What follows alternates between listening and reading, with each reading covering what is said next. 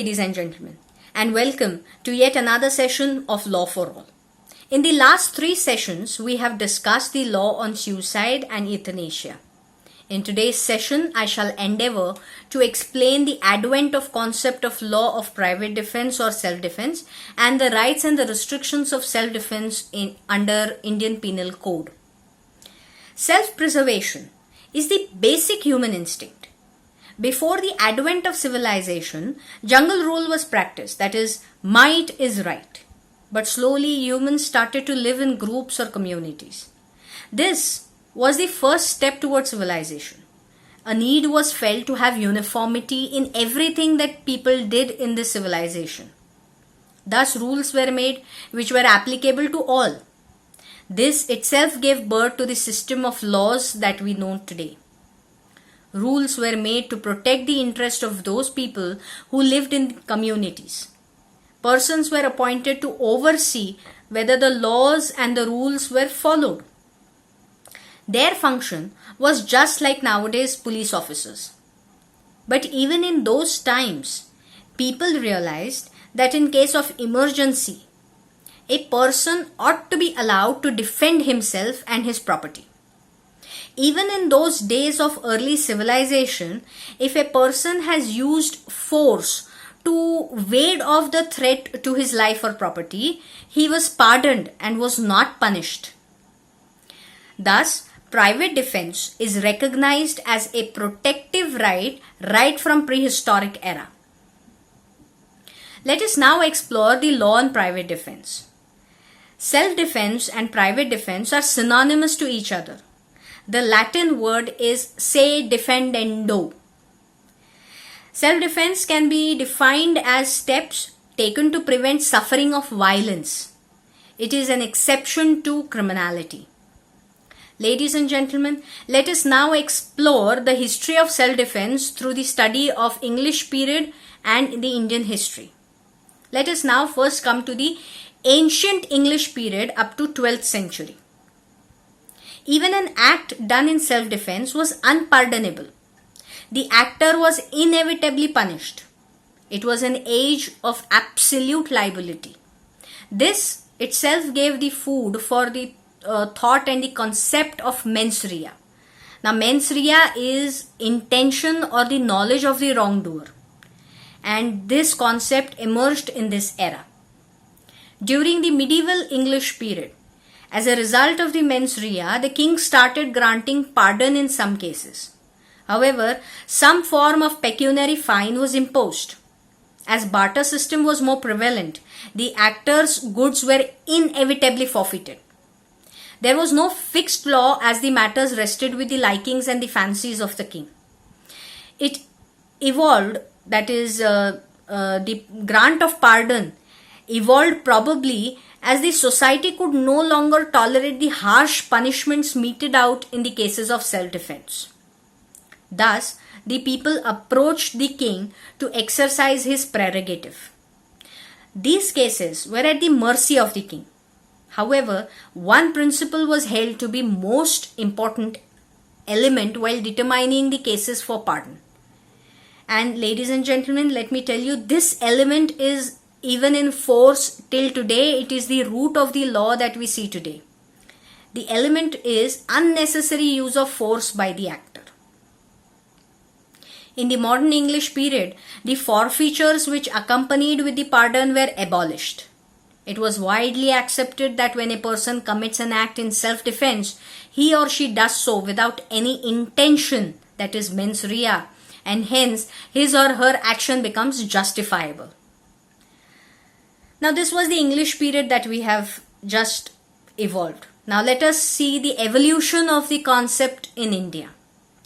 This concept, that is self-defense, is being propounded since early ages in India. A categoric reference of the concept of self-defense can be found in Manu Smriti. In Katayanan in Smriti Chandrika, Lord Manu held that homicide was permissible when a life of person was endangered. Resort to arms in self-defense was also permitted. The right was, however, given only for prevention and not for harm. It could not be used for retribution. If the assailant had desisted from striking, he could not be captured and neither killed. The concept of private defense was elaborate and comprehensive in ancient India. With the advent of Mughals, new laws were introduced in the society. Muslim law restricted the scope of self-defense. Lastly, with the firm footings of the British Empire, the criminal law underwent massive changes. These laws were applicable irrespective of any caste, creed, or color. The Indian Penal Code came into existence and the right of self-defense was firmly embedded into our criminal justice system. Section 96 to 106 of the Indian Penal Code covers the right of private defense. Under any circumstance, if a person hits another person, then he is said to have committed an offense. But if the same act is done while defending, then it does not constitute a crime. Now, right of private defense is designed to cover any harm intended to one's own body or any other person's body and any harm intended to the property of a person. But ladies and gentlemen, this right is not automatic. This right is recognized only when a person is under a reasonable apprehension of any harm to himself or to his property. Now let us know the rights under these sections guaranteed to the defender, as we may call him or her. First, in circumstances when a person is under the threat of any bodily injury, like attempt of sexual assault, attempt to murder, kidnapping or abduction, robbery, housebreaking at night, etc., the defender can be allowed to cause harm to the extent of causing death of the attacker or some serious bodily injury. In such cases, causing death of another will not be punishable, and if the threat was so grave, he or she, that is the defender, can be pardoned by the courts. For example, a man driving the car at night is stopped by a few men. They start threatening him with a knife and demand that he unlocks the car. The man in the car restarts his car and accelerates. One of the robbers blocks the car. The man in the car, in an attempt to save himself, drives over the robber.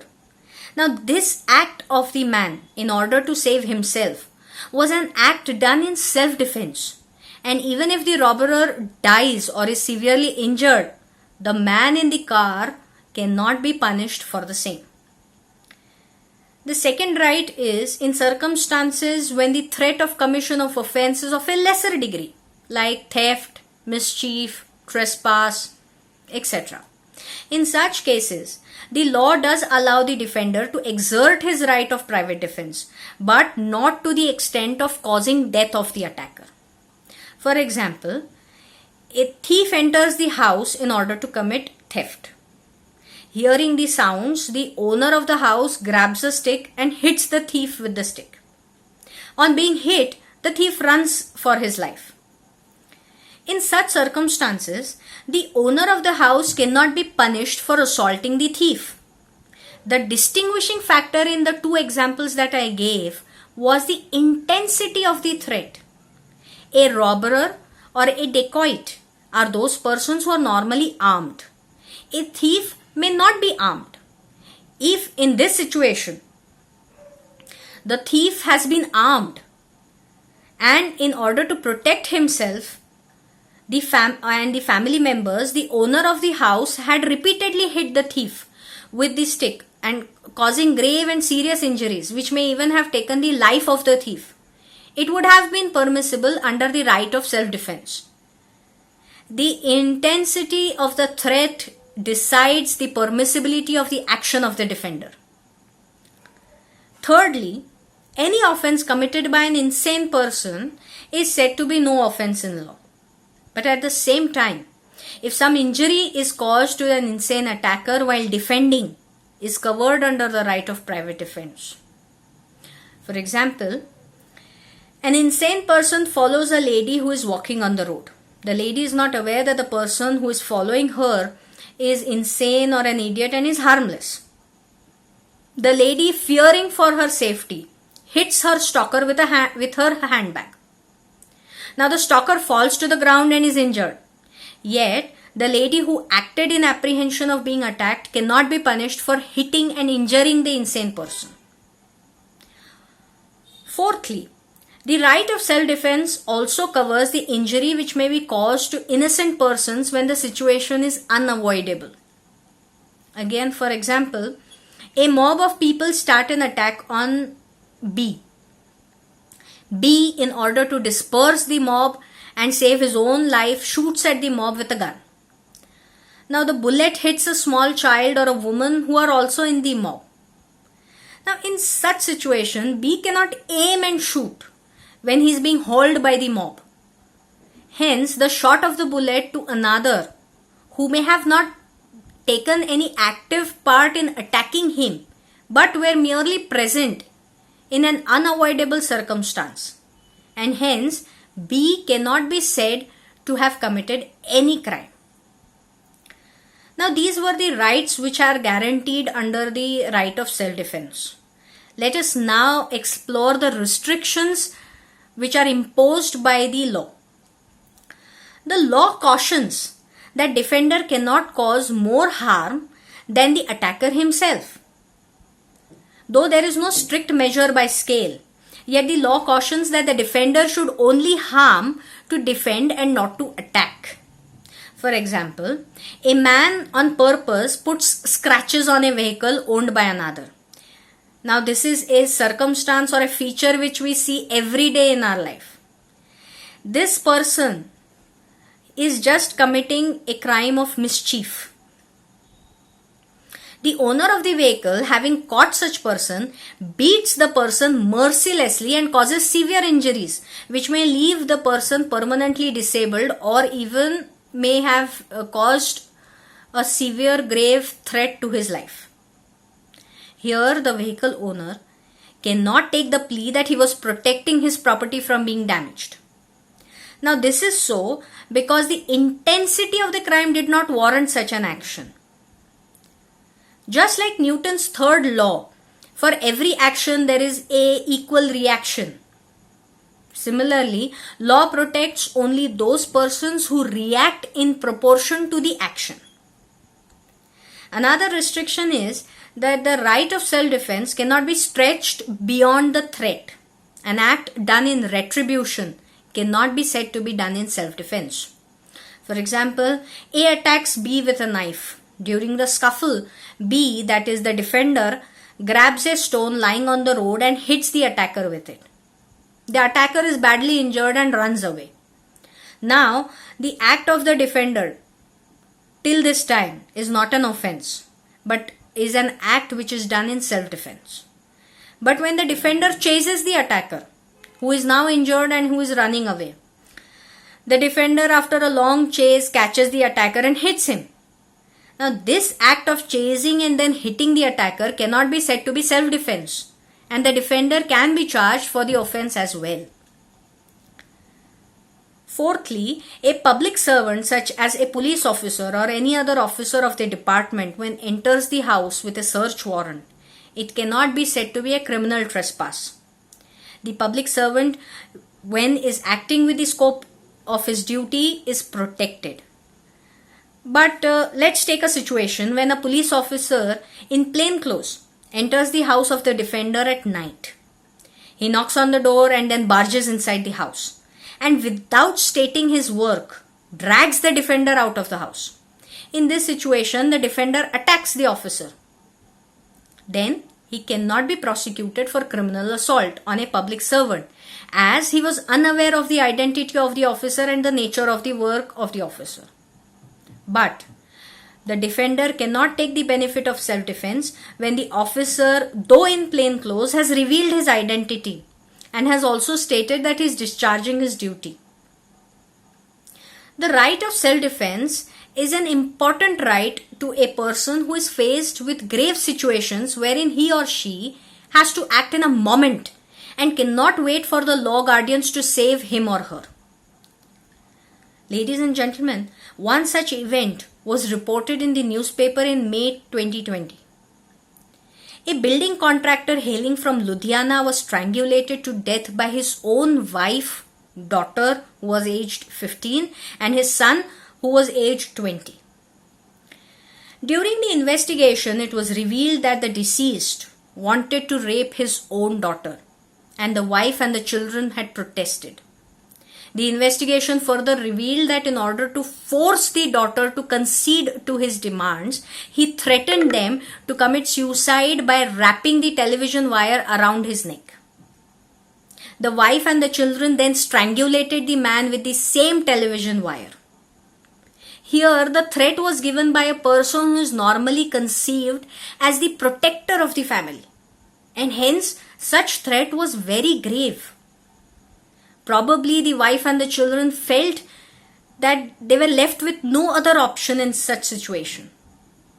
It is for such and other serious threats which need action on the spur of the moment in order to save one's own life, limb or property, and also in order to save the life of the others, that the right of self-defense assumes importance. It grants protection from the punishment for actions which normally would have been pictured as offenses, but for the exercise of the right of self-defense. Thus, self-defense has been a right which was embedded in our society since the first civilization, and it exists till date. It creates an exception to an offense. Thus, one should always be aware that when one is faced with life-threatening situations, one's actions or acts would not constitute an offense, but in fact it would be considered as his right to defend oneself or his companion or his property. Thank you, ladies and gentlemen. We shall be back with yet another issue on crimes. Till then, goodbye, stay wise and stay safe.